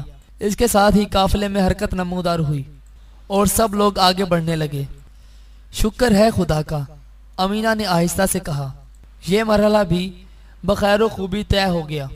طے کیوں نہ ہوتا؟ شامیہ نے ہلکی سی سرگوشی میں جواب دیا۔ آخر ان لوگوں کا بھی تو فائدہ ہے جبکہ نقصان ان کا کچھ بھی نہیں ہے۔ ماجدہ کی کچھ سمجھ میں نہیں آیا کہ یہ لوگ کیا باتیں کر رہے ہیں اور ان کا کیا مطلب ہے۔ اس کے قدم ذرا سست پڑنے لگے کہ امینہ نے اس کو ٹھوکا دیا۔ جلدی جلدی بیٹی، جلدی جلدی۔ امینہ کا لہجہ بہت نرم مہربان تھا۔ رات سر پر آ رہی ہے، ہمیں ابھی بہت دور جانا ہے۔ مگر ہم جا کہاں رہے ہیں چاچی؟ ماجدہ نے اپنے قدم تیز کرتے ہوئے امینہ سے پوچھا۔ لوگ ہمیں کچھ بتاتے بھی نہیں۔ بہت اچھی جگہ لے جا رہے ہیں تمہیں، امینہ نے اس طرح نرم لہجے میں کہا۔ خوش قسمت ہو تم لوگ کہ اتنی اچھی جگہ جا رہی ہو۔ کچھ دن وہاں رہو گی، کھیلو گی، کودو گی، کھاؤ گی، پیو گی، عیش کرو گی اور پھر تمہیں تمہارے والدین کے پاس پہنچا دیا جائے گا۔ پھر اپنے گھروں میں رہنا۔ مگر میں تو ابھی اپنے گھر جانا چاہتی ہوں چاچی۔ فردوسی نے تقریباً روندھی ہوئی آواز میں کہا، آپ مجھے ابھی میرے گھر... ارے خاموش ہو جا پاگل لڑکی! شامیہ نے اسے ڈانٹا، تم کو کچھ پتہ نہیں ہے کہ تمہارے لیے کیا کیا کر رہے ہیں، بس اب اپنی زبان بالکل بند رکھو۔ فردوسی سہم کر بالکل خاموش ہو گئی۔ اس کے بعد کسی لڑکی نے کوئی بات نہیں کی۔ سفر خاموشی سے جاری رہا۔ اب رات ہو گئی تھی۔ ان ہزارہا چڑیوں کا شور ختم ہو گیا تھا جو کچھ دیر پہلے تک بسیرا لینے کے لیے درختوں کے اوپر فضا میں منڈلا رہی تھی، اور ان کے شور سے جنگل گونج رہا تھا۔ اب بالکل سناٹا تھا اور نیم تاریکی تھی، لیکن ان لوگوں کا سفر جاری تھا۔ نورو بڑے اعتماد کے ساتھ قافلے کی رہنمائی کر رہا تھا۔ ایسا معلوم ہوتا تھا کہ وہ اس علاقے کی رگ رگ سے واقف ہے اور اندھیرے میں اپنا راستہ تلاش کر سکتا ہے۔ وہ چل رہا تھا اور باقی سب لوگ اس کے پیچھے چل رہے تھے۔ سب سے پیچھے تینوں لڑکیاں تھیں جن کے ساتھ امینہ، شامیہ اور ممدو تھے۔ ان کے ارد گرد گھنا جنگل تھا جس میں اب چڑیوں کے چہکار کے بجائے گیدڑوں اور دوسرے جانوروں کی بولنے کی آوازیں آ رہی تھیں، لیکن کوئی بھی جانور قافلے کے قریب نہیں آیا۔ تینوں لڑکیوں کے درمیان بہت ہی کم بات چیت ہو سکی، کیونکہ وہ جب بھی آپس میں بات کرنے کی کوشش کرتی ان تینوں میں سے کوئی نہ کوئی ان کو روک دیتا اور ہدایت دیتا کہ وہ خاموشی کے ساتھ چلتی رہیں۔ یہ بہت طویل سفر تھا۔ پیدل چلتے چلتے ماجدہ کی ٹانگیں تھکی جا رہی تھی، مگر یہ تھکن اس وجہ سے تھی کہ منزل کا علم نہیں تھا۔ وہ نہیں جانتی تھی کہ ابھی اور کہاں تک جانا ہے۔ رات گہری ہوتی جا رہی تھی اور فضا میں ایک عجیب سی پر اسرار سنسناہٹ گھلتی جا رہی تھی۔ اچانک درختوں سے پرے بہت دور کہیں روشنی کی ایک جھلک نظر آئی، اور پھر جیسے جیسے مزید فاصلہ طے ہوتا گیا ویسے ویسے روشنی کی وہ جھلک بڑھتی گئی۔ اس کے ساتھ ہی قافلے میں ہونے والی بھن بھناہٹ میں اضافہ ہوتا گیا۔ قافلے کے لوگ آپس میں بہت کم باتیں کر رہے تھے، لیکن پھر بھی ان کی ہلکی ہلکی آوازیں ایک بھن بھناہٹ میں تبدیل ہو کر فضا میں سرسرا رہی تھی۔ شاید یہی جگہ ہماری منزل ہو، ماجدہ نے دکھے ہوئے دل کے ساتھ شکستگی کے عالم میں سوچا، یا شاید اس سے بھی آگے کہیں جانا ہو۔ کون جانے، یہ لوگ تو کچھ بتاتے ہی نہیں۔ قافلہ روشنی کے سمت میں بڑھ رہا تھا اور کچھ دیر کے بعد وہ ایک عمارت کے پاس پہنچ گئے۔ عمارت کے پاس پہنچتے ہی اچھی خاصی آوازوں کا شور سنائی دینے لگا۔ وہ لوگ ایک ریلوے اسٹیشن کے پاس پہنچ گئے تھے۔ ریلوے اسٹیشن کی عمارت میں داخل ہوتے ہی منظر ایک دم روشن ہو گیا۔ کافی بڑا ریلوے اسٹیشن تھا اور اس کے ایک سے زائد پلیٹ فارم تھے۔ یہاں بجلی کی روشنی ہو رہی تھی اور بہت سارے مسافر اپنے ساز و سامان کے ساتھ نظر آ رہے تھے۔ نورو سب لوگوں کو ساتھ لیے ہوئے ایک پلیٹ فارم پر پہنچا جہاں پہلے سے ایک ٹرین کھڑی ہوئی تھی اور کچھ لوگ اس میں بیٹھے ہوئے بھی تھے۔ نورو ایک خالی بوگی کے پاس پہنچا۔ اس نے اس کے باہر لکھے ہوئے نمبر کو دیکھا اور سب لوگوں سے کہا کہ وہ اس ڈبے میں سوار ہو جائیں۔ سارے لوگ اس ڈبے میں بیٹھنے لگے، لیکن امینہ، شامیہ اور ممدو تینوں لڑکیوں کو لے کر پلیٹ فارم پر ہی کھڑے رہے اور قافلے والوں کو سوار ہوتے دیکھتے رہے۔ لڑکیوں کو اس ڈبے میں سوار نہیں کیا گیا۔ سوار ہونے والوں میں وہ عورت بھی شامل تھی جس نے ان لڑکیوں سے بات کرنے کی کوشش کی تھی۔ جب وہ ڈبے میں سوار ہو رہی تھی تو اس نے مسکرا کر لڑکیوں کی طرف دیکھا اور ہاتھ ہلایا۔ وہ خاص طور سے ماجدہ کی طرف دیکھ رہی تھی۔ ماجدہ نے بھی جواباً جلدی سے ہاتھ ہلانے کی کوشش کی، لیکن امینہ نے فوراً اس کا ہاتھ پکڑ کر نیچے کر دیا اور خونی نظروں سے اس عورت کو گھورا۔ قافلے کے سارے لوگ ٹرین میں سوار ہو گئے تو نورو نیچے کھڑے ہوئے لوگوں کے پاس آیا اور ممدو کے ساتھ سرگوشی میں کچھ باتیں کرنے لگا۔ ماجدہ کوشش کے باوجود ان لوگوں کی باتیں نہیں سن سکی۔ امینہ اور شامیہ لڑکیوں پر پوری طرح نظر رکھے ہوئے تھے۔ اب جاؤ، تم لوگوں کی ٹرین کا بھی وقت ہو رہا ہے۔ کچھ دیر کی گفتگو کے بعد نورو نے ممدو سے کہا اور ممدو نے ان لوگوں کو چلنے کا اشارہ کیا۔ وہ سب لوگ ایک دوسرے پلیٹ فارم پر آ گئے۔ یہاں بھی بہت گہما گہمی تھی اور بہت سارے مسافر موجود تھے۔ یہ لوگ تینوں لڑکیوں کو لیے ہوئے ایک طرف آ گئے اور ایک کونے میں کھڑے ہو گئے، اور تب ایک بہت عجیب بات ہوئی۔ ممدو نے ان تینوں لڑکیوں سے مخاطب ہو کر بڑے نرم شری لیکن محتاط لہجے میں کہا، سنو میری بچیوں، اب ہم اپنے ملک میں نہیں ہیں۔ یہ بنگلہ دیش نہیں ہے، یہ ہندوستان ہے۔ ہم ہندوستان میں ہیں اور اب ہم تمہیں ہندوستان کی سیر کرائیں گے، لیکن خبردار، بھولے سے بھی کوئی غلط حرکت نہ کرنا۔ اگر ہندوستان والوں کو معلوم ہو گیا کہ ہم بنگلہ دیشی ہیں تو وہ ہم کو فوراً ہی گولی مار دیں گے، اس لیے اپنی زبان بند رکھنا، بس جو ہم کہیں وہی کرتی رہنا، کوئی بھی غلط بات کی تو زندہ نہیں بچو گی اور پھر اپنے گھر بھی نہیں جا سکو گی۔ تینوں چھوٹی بچیاں سہم گئیں، انہیں سرحد پار سفر کے پیچیدگیوں کے بارے میں کچھ نہیں معلوم تھا، اور اب وہ اپنے آپ کو مکمل طور پر ان لوگوں کے رحم و کرم پر پا رہی تھی۔ اب وہ بنگلہ دیش کے باہر تھی، اپنے وطن سے دور، ایک اجنبی سرزمین پر، جہاں کوئی بھی ان کو نہیں جانتا تھا، لیکن جو چیز انہیں ہندوستان کے سرزمین پر مکمل طور پر اجنبیت کا شکار بنانے سے روکے ہوئے تھی وہ یہ تھی کہ ان کے ارد گرد جو زبانیں بولی جا رہی تھی اور جس کی ملی جلی آوازیں وہ اپنے کانوں سے سن رہی تھی وہ بنگالی زبان ہی تھی، ان کی اپنی زبان۔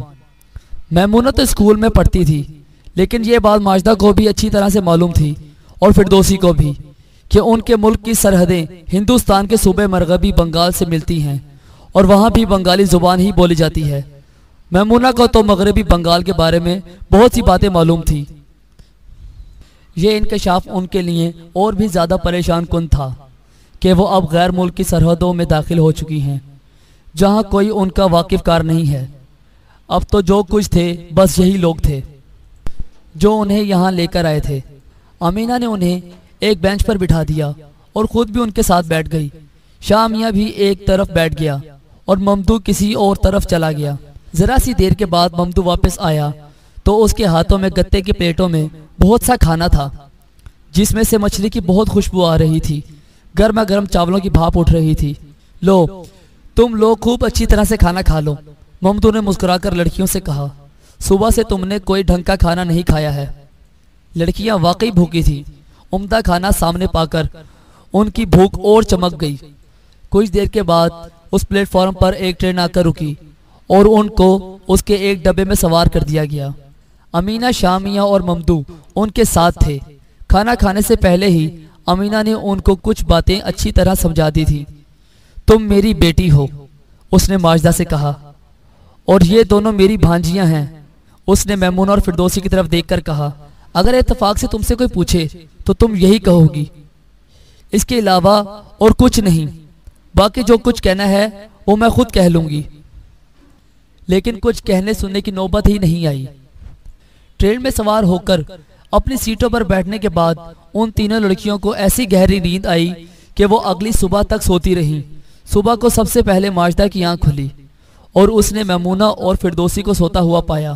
ماجدہ کو سخت حیرت ہوئی کہ وہ تینوں اس قدر گہری نیند کس طرح سو گئی۔ رات گزر چکی تھی، باہر دن کا اجالا پھیلا ہوا تھا۔ ٹرین کسی نامعلوم سرزمین پر تیزی سے بھاگتی جا رہی تھی۔ ذرا دیر کے بعد میمونہ اور فردوسی جاگ گئی اور آنکھیں پھاڑ پھاڑ کر ادھر ادھر دیکھنے لگی۔ امینہ، شاہ میاں اور ممدو ان کے قریب ہی موجود تھے اور رات رخصت ہو چکی تھی۔ ٹرین کی رفتار ہلکی ہلکی ہو رہی تھی۔ کوئی اسٹیشن آ رہا تھا، پھر ٹرین رک گئی اور پلیٹ فارم کا شور ان کے کانوں سے ٹکرانے لگا۔ ایک بہت بڑی تبدیلی ان تینوں لڑکیوں نے یہ محسوس کی کہ پلیٹ فارم سے جو آوازیں آ رہی تھی وہ کسی اجنبی زبان کی تھی، یہ بنگالی زبان نہیں تھی۔ ڈبے کے باہر کوئی شخص بڑے زور سے ایک کلی پر چیخ رہا تھا، لیکن ایک نامعلوم زبان میں۔ ماجدہ کے لیے یہ تبدیلی بڑی حیرت ناک اور مایوس کن تھی۔ بنگالی بولنے والے کہاں چلے گئے تھے؟ یہ کون سی زبان بولی جا رہی تھی؟ وہ تو بنگالی کے علاوہ اور کوئی زبان بول نہیں سکتی تھی اور نہ ہی سمجھ سکتی تھی۔ ڈبے کے اندر بھی جو لوگ موجود تھے ان میں سے بھی کوئی بنگالی نہیں بول رہا تھا۔ ماجدہ حیران ہو کر ادھر ادھر دیکھ رہی تھی۔ یہ ہندی بولنے والے لوگ ہیں، میمونہ نے اپنے قریب بیٹھی ہوئی ماجدہ کے کان میں کہا۔ بنگلہ دیش اور مغربی بنگال بہت پیچھے رہ گئے ہیں، آگے کہیں بنگالی نہیں بولی جاتی۔ ہائے، ماجدہ نے گھبرا کر سرگوشی میں کہا، تو میں کسی سے کیسے بات کر سکوں گی؟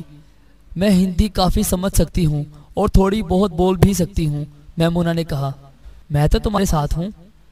اگلے اسٹیشن پر انہیں اتار لیا گیا اور کئی گھنٹے کے بعد وہ سب ایک دوسری ٹرین کے ذریعے آگے روانہ ہوئے اور پھر یہ سفر تیزی سے جاری رہا۔ اسٹیشن پر اسٹیشن آتے رہے، فضا بدلتی رہی، موسم بدلتا رہا، وقت بدلتا رہا، بولیوں میں فرق آتا گیا اور بنگالی زبان تو جیسے ناپید ہو کر رہ گئی تھی۔ ماجدہ اب ان 5 افراد کے سوا جو اس کے ساتھ تھے کسی سے بات نہیں کر سکتی تھی، اور یہی حال فردوسی کا تھا۔ وہ اجنبی زبانوں میں گھری ہوئی تھی۔ اگلے دن کا موسم ان کے لیے بڑا جان لیوا تھا۔ یہ بہت گرم، خشک اور ریت والا موسم تھا۔ گرم اور خشک ریت کے اڑتے ہوئے ذرات ان کے جسموں کے کھلے ہوئے حصوں پر جلتی ہوئی چنگاریوں کی طرح گر رہے تھے۔ ان لڑکیوں کے لیے یہ موسم بالکل اجنبی اور ناقابل برداشت تھا۔ ہائے یہ گرمی، ایسی گرمی اور خشکی، زبان جیسے باہر نکل آ رہی تھی۔ ایک چھوٹے سے اسٹیشن پر وہ اتر گئے۔ سپہر کا وقت تھا اور ہر چیز تندور کی طرح گرم تھی۔ اس اسٹیشن پر جو لوگ نظر آ رہے تھے ان لڑکیوں نے اپنی زندگی میں کبھی نہیں دیکھے تھے۔ ماجدہ مردوں کے بھاری بھاری پگڑیوں اور عورتوں کے ڈھیلے ڈھالے لباسوں کو حیرت سے دیکھ رہی تھی۔ لڑکیوں کو یہ دیکھ کر خاصی حیرت ہو رہی تھی کہ امینہ، شامیہ اور ممدو تینوں خوب ہندی بول لیتے تھے۔ بنگال سے نکلنے کے بعد وہ راستے میں جہاں بھی ضرورت ہوتی مقامی لوگوں سے ہندی میں بات کرتے تھے اور ان کی بات کو خوب سمجھ بھی لیتے تھے۔ اسٹیشن سے باہر نکل کر یہ لوگ پیدل ہی ایک طرف چل پڑے۔ تینوں لڑکیاں ریت اور گرمی میں ڈوبے ہوئے اس شہر کو حیرت اور تجسس اور ناپسندگی کی نظروں سے دیکھ رہی تھی۔ سورج اس قدر نامہربان بھی ہو سکتا ہے اور فضا اس قدر آتش بھی ہو سکتی ہے، اس کا انہیں بالکل اندازہ نہیں تھا۔ وہ لوگ ایک مکان پر پہنچے۔ یہ پختہ اینٹوں کا بنا ہوا ایک 2 منزلہ مکان تھا۔ ایک شخص نے مکان کا دروازہ کھولا اور ان سب کو اندر بلا لیا۔ صاف معلوم ہوتا تھا کہ وہ لوگ ایک دوسرے سے خوب واقف تھے۔ فوراً ہی ان میں ہندی میں گفتگو شروع ہو گئی۔ ماجدہ اور میمونہ اس گفتگو کا ایک لفظ بھی نہیں سمجھ رہی تھی۔ لڑکیوں کو ایک الگ کمرے میں پہنچا دیا گیا جہاں ان کے علاوہ اور کوئی نہیں تھا۔ یہ ہم لوگ کہاں آ گئے ہیں؟ ماجدہ نے وحشت زدہ اور غمناک آواز میں اپنی دونوں ساتھیوں سے کہا۔ یہ تو تمہیں معلوم ہی ہے کہ ہم لوگ اس وقت ہندوستان میں ہیں، میمونہ نے کہا۔ میں انگریزی میں لکھے ہوئے اسٹیشنوں کے بعض نام پڑھتی رہی ہوں، لیکن اس سے کچھ اندازہ نہیں ہوتا کہ ہم کہاں ہیں، کیونکہ میں ان شہروں کے ناموں سے واقف نہیں ہوں۔ مگر پچھلے اسٹیشن پر میں نے پلیٹ فارم پر مسافروں کو ہندی میں گفتگو کرتے سنا۔ ان میں سے ایک کہہ رہا تھا کہ اس سال راجستھان میں ابھی سے بہت گرمی شروع ہو گئی ہے۔ شاید ہم راجستھان میں ہیں۔ راجستھان؟ یہ کیا ہے؟ کوئی بڑا شہر ہے؟ یہی شہر جہاں ہم اس وقت ہیں؟ فردوسی نے پوچھا۔ نہیں، میمونہ نے سنجیدگی سے جواب دیا۔ راجستھان شہر نہیں ہے، وہ ہندوستان کا ایک صوبہ ہے۔ میں نے تاریخ اور جغرافیہ کی کتابوں میں اس کے بارے میں پڑھا ہے۔ وہ ان دونوں کو راجستھان کے بارے میں وہ سب کچھ بتانے لگی جو اسے معلوم تھا۔ تو یہ لوگ ہمیں راجستھان لے کر کیوں آئے ہیں؟ ماجدہ نے سہم کر کہا۔ اف توبہ، یہاں تو گرمی کے مارے دم نکلا جا رہا ہے۔ کیا یہ اچھا نہیں ہوتا کہ ہم راستے میں سے ہی کہیں اور بھاگ جاتے؟ فردوسی نے گہری افسردگی کے ساتھ کہا۔ شاید کوئی ہماری مدد کر دیتا۔ پتہ نہیں کیا ہوتا، ماجدہ نے روتے ہوئے کہا۔ ہو سکتا ہے یہ لوگ ہمیں مار ڈالتے، یا شاید ہم پکڑے جاتے اور کوئی ہماری بات بھی نہ سمجھتا۔ دراصل وہ تینوں لڑکیاں سارا وقت اس قدر خوف زدہ اور پریشان رہی تھیں کہ ان میں بھاگنے کا خطرہ مول لینے کا حوصلہ ہی نہیں تھا۔ ان لوگوں کی گفتگو جاری تھی کہ امینہ کمرے میں داخل ہوئی۔ بہت گرمی ہے نا؟ اس نے مسکرا کر لڑکیوں سے کہا۔ اس جگہ کی آب و ہوا ہمارے بنگلہ دیش سے بہت الگ ہے۔ یہاں بارش بھی بہت کم ہوتی ہے۔ اچھا، اب تم تینوں باری باری نہا لو، پھر کھانا کھا کر آرام کرو۔ سفر کی تھکن بہت ہوگی۔ ہم اپنے گھر کب جائیں گے امینا چاچی؟ ماجدہ نے بھرائی ہوئی آواز میں کہا۔ ہم اب ایک ایسی جگہ آ گئے ہیں جہاں کوئی ہماری زبان بھی نہیں سمجھتا۔ گھبراتی کیوں ہو؟ امینا نے کہا۔ میں جو تمہارے ساتھ ہوں۔ یہ لوگ ہماری زبان نہیں سمجھتے تو کیا ہوا؟ میں تو ان کی زبان سمجھتی ہوں اور میں تمہارے ساتھ ہوں۔ تمہیں جو کچھ بھی کہنا ہو مجھ سے کہہ سکتی ہو۔ مگر چاچی، ہم لوگ اپنے گھر کب جائیں گے؟ ماجدہ نے اپنا سوال دہرایا۔ ہم لوگ یہاں نہیں رہنا چاہتے چاچی، میمونہ نے رودھی ہوئی آواز میں کہا۔ خدا کے واسطے ہمیں ہمارے گھروں کو پہنچا دیجیے۔ ہم تو اپنے گھروں سے بہت دور آ گئے ہیں۔ ہمارا وعدہ ہے، امینا نے مسکرا کر کہا۔ ہم نے تم سے بار بار کہا ہے کہ ہم تم کو تمہارے گھر پہنچا دیں گے، بس کچھ ہی دنوں کی بات ہے۔ ذرا تھوڑا سا گھوم پھر لو، دنیا دیکھ لو، پھر اپنے اپنے گھروں کو چلی جانا۔ لڑکیاں اگرچہ چھوٹی تھیں لیکن ان کے اندر اتنا شعور ضرور موجود تھا کہ وہ اچھی طرح سمجھ لیں کہ امینہ جھوٹ بول رہی ہے، شاہ میاں اور ممدو بھی جھوٹ بول رہا ہے۔ یہ لوگ انہیں ان کے گھر والوں کے پاس کبھی نہیں لے جائیں گے۔ وہ جانتی تھی کہ انہیں اغوا کر لیا گیا ہے اور ان کے ساتھ آگے خدا جانے کیا ہونے والا ہے۔ وہ شدید بے بسی اور لاچاری کا شکار تھی۔ جس جال میں وہ جکڑی جا چکی تھی اس سے باہر نکلنا ان کے لیے کوئی آسان کام نہیں تھا۔ وہ تو کسی معجزے کی، کسی غیبی امداد کی منتظر تھیں۔ شاید خدا کسی وقت ان کی مشکل آسان کر دے۔ امینہ ان کو ایک ایک کر کے غسل خانے لے گئی، جہاں انہوں نے ٹھنڈے پانی سے غسل کیا۔ کپڑوں میں، جسموں میں اور بالوں میں ریت ہی ریت بھر گئی تھی۔ نہانے سے انہیں بہت اچھا محسوس ہوا۔ ان تینوں کو اس گھر میں کوئی عورت نظر نہیں آئی، ان کے علاوہ بس امینہ ہی ایک عورت تھی۔ مرد کتنے تھے اس کا انہیں علم نہیں تھا، کیونکہ وہ گھر کے اندرونی حصے میں تھی اور باہر کے حصے کے بارے میں کچھ نہیں جانتی تھی۔ لیکن کم از کم ایک مرد تو تھا جس نے دروازہ کھولا تھا۔ شاید اور بھی ہوں گے، کیونکہ باہر سے ایک سے زیادہ اجنبی آوازیں آ رہی تھیں۔ وہ لوگ ہندی بول رہے تھے، مگر بہت ہلکی ہلکی آواز میں۔ طویل سفر اور سخت موسم نے لڑکیوں کو بالکل تھکا دیا تھا اور انہیں واقعی آرام کی ضرورت تھی، لیکن آرام سے پہلے انہیں کچھ کھانے کی ضرورت تھی۔ انہیں جو کھانا دیا گیا وہ مقدار میں وافر ہونے کے علاوہ مختلف ذائقے کا تھا۔ یہاں چاول اور مچھلی نہیں تھی، گوشت کا سالن تھا اور موٹی موٹی خمیری روٹیاں تھیں۔ سب چیزیں بازار کے معلوم ہوتی تھی۔ لڑکیوں کو روٹی کھانے کی بہت کم عادت تھی، لیکن ٹرین کے طویل سفر کے دوران انہیں روٹیاں ہی کھانے کو ملی تھیں۔ اسٹیشنوں پر بھات نہیں دستیاب تھی۔ بنگال اور بنگالی زبان کے پیچھے رہ جانے کے ساتھ ہی بھات بھی کہیں پیچھے ہی رہ گیا تھا۔ مچھلی بھی بامشکل صرف ایک اسٹیشن پر مل سکی تھی، اور یہاں راجستھان کے اس نامعلوم گرم و گرد آلود شہر میں، جہاں کی جھلسا دینے والی ہوا ان کے جسموں کو چھیلے جا رہی تھی، انہیں روٹی اور گوشت کا سالن ہی کھانے کو ملا تھا۔ بھات اور مچھلی کا کہیں پتہ نہیں تھا۔ ان لوگوں نے رات کا کھانا کھایا۔ امینہ ان کے ساتھ کھانے میں شریک تھی۔ ماجدہ اس سے پوچھنا چاہتی تھی کہ کیا اس شہر میں بھات نہیں ملتا، لیکن پھر وہ خاموش ہی رہی۔ جو کچھ کھانے کو مل رہا تھا وہ بھی برا نہیں تھا، اور یہ کیا کم غنیمت تھی کہ ان لوگوں کو کھانے کو مل رہا تھا، انہیں بھوکا نہیں رکھا جا رہا تھا۔ امینہ سارا وقت لڑکیوں کے سر پر سوار رہی اور اس نے ان کو گھر کے دوسرے حصوں میں نہیں جانے دیا۔ کھانا ختم ہوتے ہی لڑکیوں کو گہری نیند آ گئی، ایسی گہری نیند کہ انہیں تن بدن کا ہوش نہیں رہا، اور وہ صبح تک پڑی سوتی رہی۔ ماجدہ کی آنکھ کھلی تو خاصا دن چڑھ آیا تھا۔ میمونہ آنکھیں کھولے قریب ہی لیٹی ہوئی تھی، اور فردوسی ابھی تک سو رہی تھی۔ امینہ سامنے ایک کرسی پر بیٹھی ہوئی چائے پی رہی تھی۔ ماجدہ آنکھیں کھولے گزشتہ رات کی غیر معمولی طور پر گہری نیند پر غور کر رہی تھی۔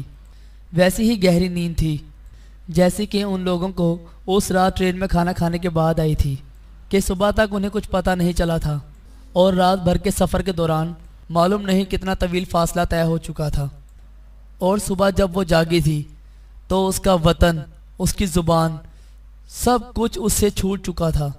وہ ایک ایسے علاقے میں سفر کر رہی تھی جہاں وہ بے زبان ہو کر رہ گئی تھی۔ کوئی جلدی نہیں ہے، امینہ نے ماجدہ سے مخاطب ہوتے ہوئے کہا۔ اگر تم لوگ چاہو تو ابھی اور سو سکتی ہو، تمہیں یہاں کوئی کام نہیں کرنا ہے، جتنا چاہو آرام کر سکتی ہو۔ اسی وقت فردوسی کی بھی آنکھ کھل گئی اور وہ اٹھ کر بیٹھ گئی۔ ماجدہ اور میمونہ بھی اٹھ کر بیٹھ گئیں۔ میں تو اب اٹھوں گی چاچی، میمونہ نے کہا۔ میں بہت گہری نیند سو چکی ہوں اور اب میں سونا نہیں چاہتی، اب مجھے سونے کی ضرورت نہیں ہے۔ ٹھیک ہے، امینہ نے کہا، اٹھ جاؤ۔ تینوں لڑکیاں اٹھ گئیں۔ امینہ کی نگرانی میں انہوں نے باری باری ہاتھ منہ دھویا، اور اس کے بعد انہیں ناشتہ دے دیا گیا جو شام میاں ان کے لیے لے کر آیا تھا۔ ناشتے میں پراٹھے تھے اور کوئی سبزی تھی۔ لڑکیوں کی سمجھ میں نہیں آیا کہ وہ کس قسم کی سبزی تھی، وہ اس کے ذائقے سے ناآشنا تھیں، تاہم انہیں وہ اچھی لگی۔ ناشتہ کرنے کے بعد کچھ دیر تک تو امینہ ان کے ساتھ رہی، اور پھر وہ وہاں سے چلی گئی۔ جس کمرے میں وہ تینوں موجود تھیں اس کے دروازے کو باہر سے بند کر دیا گیا۔ تینوں لڑکیاں ایک بار پھر ایک کمرے میں تنہا تھیں اور حالت اسیری میں تھیں۔ ان کے پاس کرنے کے لیے بہت سی باتیں تھیں، خون کے آنسو میں بھیگی ہوئی باتیں، خوف کی دھن میں لپٹی ہوئی باتیں، امید اور نا امید کی موجوں کے درمیان ڈولتی ہوئی باتیں۔ وہ اپنا دکھ صرف آپس میں ہی بانٹ سکتی تھی۔ وہ اپنے اپنے بارے میں ایک دوسرے کو بہت کچھ بتا چکی تھیں، لیکن پھر بھی بتانے کو بہت کچھ باقی تھا۔ ماجدہ نے اپنی دونوں ہم کفا ساتھیوں کو ہاشم کے بارے میں بھی کافی تفصیل سے بتا دیا تھا۔ دوپہر تک کسی نے کمرے کا دروازہ نہیں کھولا اور وہ تینوں اکیلی ہی رہیں۔ انہوں نے یہ بات خاص طور سے محسوس کی تھی کہ باہر کی شدید گرمی کے باوجود کمرہ اندر سے اتنا گرم نہیں تھا۔ دوپہر کے بعد امینہ ان کے پاس آئی اور اس نے ان کو دوپہر کا کھانا کھلایا۔ ان کو یہ دیکھ کر خوشی ہوئی کہ اس وقت کھانے میں مچھلی بھی موجود تھی، اگرچہ چاول نہیں تھے، تاہم مچھلی کا وجود ہی غنیمت تھا۔ ہمیں یہاں سے کب نکالو گی چاچی؟ فردوسی نے ہمت کر کے امینہ سے پوچھا۔ یہاں تو بہت گرمی ہے، یہاں تو ہر وقت جیسے آگ برستی رہتی ہے، جلدی نکالیں گے، امینہ نے سرسری انداز میں جواب دیا۔ تم لوگ کھانا کھا لو اور آرام کرو۔ امینہ نے جاتے جاتے دروازہ ایک بار پھر بند کر دیا تھا۔ لڑکیاں اکیلی رہ گئیں۔ شام ہونے کو تھی جب امینہ ایک بار پھر دروازہ کھول کر ان کے کمرے میں داخل ہو گئی۔ چلو، اس نے اندر آتے ہی ان سے کہا، ہم اب یہاں سے نکل رہے ہیں۔ کہاں چاچی؟ ماجدہ کی زبان سے بے ساختہ نکلا۔ ہم لوگ کہاں جا رہے ہیں؟ امینہ نے گھور کر اس کو دیکھا۔ کہیں نہ کہیں تو جائیں گے، تمہیں اس قدر بے چینی کس بات کی ہے؟ تم کو سب کچھ تو مل رہا ہے، کھانا بھی، آرام بھی، اور کیا چاہیے؟ اتنی عیش تو تم کو اپنے گھر پر بھی نصیب نہیں ہوگی۔ ماجدہ خاموش ہو گئی۔ کسی اور لڑکی نے بھی کوئی سوال نہیں کیا۔ امینہ ان کو ساتھ لے کر مکان سے باہر آ گئی۔ مکان کے دروازے کے سامنے ایک بڑی سی گاڑی کھڑی تھی۔ شاہ میاں، ممدو اور دو مقامی آدمی گاڑی کے پاس کھڑے ہوئے تھے۔ وہ چاروں آپس میں ہندی میں باتیں کر رہے تھے۔ لڑکیوں کو اس بڑی سی گاڑی کی پچھلی سیٹ پر اس طرح بٹھا دیا گیا تھا کہ ان کے ایک طرف امینہ اور دوسری طرف شاہ میاں بیٹھا تھا۔ ممدو اور دونوں مقامی آدمی آگے بیٹھے تھے۔ ان میں سے ایک مقامی آدمی نے گاڑی کی ڈرائیونگ سیٹ سنبھال لی اور اس کے ساتھ ہی گاڑی وہاں سے روانہ ہو گئی۔ تینوں لڑکیاں چپ تھیں اور اپنے خیالوں میں گم تھیں۔ اگلی سیٹ پہ بیٹھے ہوئے مرد آپس میں باتیں کر رہے تھے۔ ان کا یہ سفر کافی دیر تک جاری رہا۔ وہ شہر سے باہر نکل آئے تھے اور ریت کے ٹیلوں سے بھرے ہوئے ویرانے میں داخل ہو چکے تھے۔ یہاں دور دور تک سناٹا پھیلا ہوا تھا۔ گہرے سناٹے میں صرف گرم ہوا کی سائیں سائیں سنائی دے رہی تھی۔ ایک بے خبر میدان تھا جو حد نظر تک پھیلا ہوا تھا۔ کہیں کوئی درخت نظر نہیں آ رہا تھا، صرف کسی کسی جگہ کوئی جنگلی جھاڑی نظر آ جاتی۔ کیسی جگہ ہے یہ؟ ماجدہ کے دماغ میں اپنے گاؤں کی سبزے سے لہلہاتی ہوئی ہزار ہاں درختوں اور پودوں سے بھری ہوئی زمین، بل کھاتی ہوئی ندی، بادلوں سے ڈھکے ہوئے آسمان اور جھما جھم برستے ہوئے پانی کے دلکش مناظر ابھر رہے تھے۔ یہاں کا آسمان بھی بادلوں سے کس قدر عاری تھا، بالکل بے داغ نیلگو چادر کی طرح، لیکن ایسی چادر جس میں سے شعلے برس رہے ہوں۔ شام ہونے کے ساتھ ساتھ گرمی میں کچھ کمی ہو گئی تھی اور ہوا کے گرم تپیڑوں کی شدت اور حدت میں بھی کچھ کمی آ گئی تھی، لیکن باقی کا منظر ویسے کا ویسے ہی اجاڑ تھا۔ ریتلا میدان، اس پر جگہ جگہ سوکھے ہوئے پھوڑوں کی طرح ابھرے ہوئے ٹیلے اور کہیں کہیں مردار جھاڑیاں، نہ کہیں ہریالی، نہ کوئی گنگناتی ہوئی ندی، نہ کسی پرندے کی کانوں میں رس گھولتی ہوئی آواز۔ ہر طرف آنکھوں کو تھکا دینے والی اور دل و دماغ کو ناخوش کرنے والی یاس انگیز ویرانی پھیلی ہوئی تھی۔ ان لوگوں کا سفر اس وقت تک جاری رہا جب تک کہ اندھیرا نہیں ہوگا۔ منظر کی یکسانیت میں کوئی خاص تبدیلی نہیں ہوئی تھی۔ اگلی سیٹ پر بیٹھے ہوئے لوگ باتیں کر رہے تھے۔ ممدو بھی ان کے ساتھ خوب بول رہا تھا۔ ماجدہ اور فردوسی ان کی گفتگو کا ایک لفظ بھی نہیں سمجھ سکتی تھی۔ آؤ اترو، امینہ نے گاڑی سے اترتے ہوئے لڑکیوں سے کہا۔ دوسری طرف شاہ میاں موجود تھا۔ تینوں لڑکیاں امینہ کے حکم پر گاڑی سے نیچے اتر آئیں اور سہم کر کھڑی ہو گئیں۔ اسی وقت امینہ ذرا سا آگے بڑھ کر ممدو سے، جو دونوں مقامی لوگوں کے ساتھ چند قدموں کے فاصلے پر کھڑا ہوا تھا، کچھ باتیں کرنے لگی۔ ہم لوگ پاکستان میں ہیں، میمونہ نے موقع پاتے ہی سرگوشی میں اپنی دونوں اسیر ساتھیوں سے کہا۔ ہم پاکستان آ گئے ہیں؟ کیا؟ ماجدہ نے ناقابل یقین انداز میں گھبرا کر کہا۔ پاکستان؟ مگر تمہیں کیسے پتا؟ میں نے ان لوگوں کی باتیں سنی ہیں، میمونہ نے کہا۔ وہ آدمی ممدو سے کہہ رہا تھا کہ آج میں تم لوگوں کو پاکستانی سرحد میں 3 میل اندر تک چھوڑ دوں گا، کیونکہ تمہارے ساتھ چھوٹی بچیاں ہیں، اسی وقت امینہ ان کے پاس واپس آ گئی اور ان کی بات چیت کا سلسلہ منقطع ہو گیا۔ وہ لوگ کچھ دیر تک وہاں رکے ہوئے آپس میں آہستہ آہستہ باتیں کرتے رہے۔ وہ سب لڑکیوں سے کچھ فاصلے پر تھے، ویسے بھی ماجدہ اور فردوسی ان کی باتیں بالکل نہیں سمجھ سکتی تھی کیونکہ وہ لوگ ہندی میں باتیں کر رہے تھے۔ دونوں مقامی لوگ گاڑی میں دوبارہ بیٹھ گئے اور گاڑی وہاں سے واپس روانہ ہو گئی۔ تینوں لڑکیاں گاڑی کو جاتے دیکھ رہی تھی اور اب وہ واضح طور پر سمجھ سکتی تھی کہ انہیں پیدل چلنا ہوگا کیونکہ دور دور تک اول شب کے ملگجے اندھیرے کے علاوہ اور کچھ نہیں تھا۔ روشنی کی کوئی رمق نظر نہیں آ رہی تھی۔ سارے راستے ان لوگوں کو ویرانی اور سناٹے ہی ملے تھے۔ چٹیل ریتلے میدان تھے جو حد نظر تک پھیلے ہوئے تھے اور کوئی بستی نظر نہیں آتی تھی۔ شاید گاڑی بستی اور آبادی سے بچتی بچاتی خاص طور سے ویران علاقے میں سفر کرتی ہوئی آئی تھی۔ اچھا تو ہمارے ساتھ ساتھ چلی جاؤ، امینہ نے لڑکیوں سے کہا اور خود اس نے ماجدہ کا ہاتھ پکڑ لیا۔ ممدو نے فردوسی کا اور شام میاں نے میمونہ کا ہاتھ پکڑ لیا۔ ساتھ ساتھ رہنا ضروری ہے اس لیے تم لوگوں کے ہاتھ پکڑ لیے ہیں، شام میاں نے نرمی سے کہا۔